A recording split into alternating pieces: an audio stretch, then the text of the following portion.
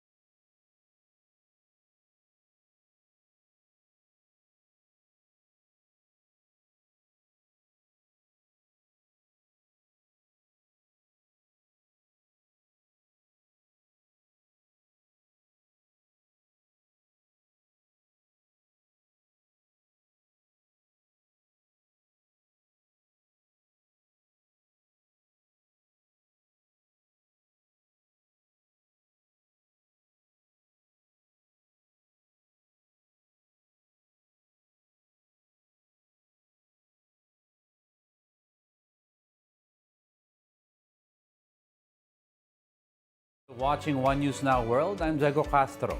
More than 150 rescuers raced to reach an American who fell ill and became trapped some 1,000 meters underground in a cave in Turkey.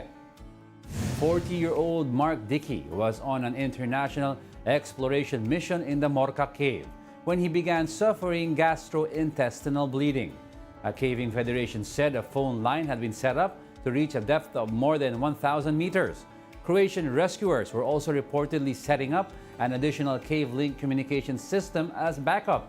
The Federation also said medics at the scene would decide whether it was possible for Dickey to be pulled out with a stretcher. Former U.S. President Donald Trump's trade advisor has been found guilty of contempt of Congress. Former trade advisor Peter Navarro was convicted for defying a subpoena from the House of Representatives Committee that looked into the 2021 attack on the Capitol. Ahead of the trial, Navarro said he did not have to comply with the committee's demand because Trump invoked executive privilege. However, a judge ruled that Navarro could not use this as a defense, finding that the defendant had not put forward the evidence that Trump invoked executive privilege in response to the subpoena. The charges carry 30 days up to 1 year in jail. Actor Danny Masterson has been sentenced to 30 years to life in prison for raping 2 women.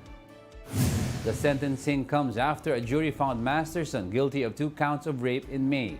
The women said he drugged and raped them in separate incidents between 2001 and 2003 at his own house. The case drew attention in part because Masterson met the women through the Church of Scientology. His accusers said the organization discouraged them from contacting law enforcement. The 47-year-old actor starred in retro TV comedy That 70s Show for 8 seasons until 2006. Just because it's a delayed reporting, even if it's been 20 years, it still matters. A crime still happened, and somebody needs to be held accountable, despite the length of the time. And those are the top world headlines of the hour. Join us again at 9:45 a.m. as we continue to monitor the day's biggest stories. I'm Diego Castro. We are One News. All sides, all the time.